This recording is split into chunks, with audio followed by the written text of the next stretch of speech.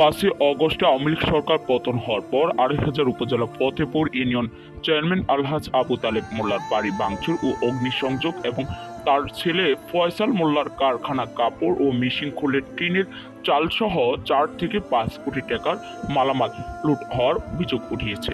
এবং 5ই অগস্টের পর থেকে এ পর্যন্ত তিনি পরিবারের ভুয়া ৫টি মামলা দেওয়ার অভিযোগ উঠিয়েছে এবং বাড়ি জমিসহ জায়গা দখল করেছে স্থানীয় ভিমপিরা।